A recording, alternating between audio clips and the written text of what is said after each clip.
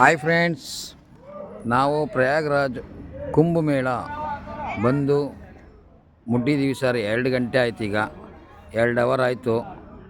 ನಮಗೆಷ್ಟು ಸಂಗಮ್ಗೆ ಹೋದರು.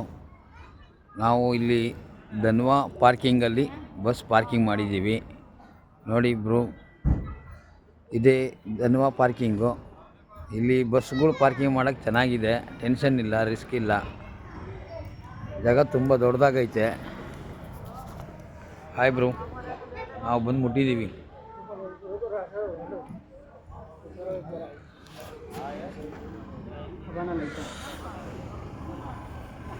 ಇದೇ ನೋಡಿ ಪಾರ್ಕಿಂಗ್, ಧನ್ವಾ ಪಾರ್ಕಿಂಗ್ ಅಂತ.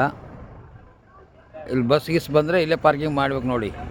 ಯಾವ ತೊಂದರೆ ಇಲ್ಲ, ಸೇಫಾಗಿರುತ್ತೆ ಗಾಡಿನೂ, ಯಾವುದೂ ತೊಂದರೆ ಇಲ್ಲ, ಟ್ರಾಫಿಕ್ ಇರಲ್ಲ.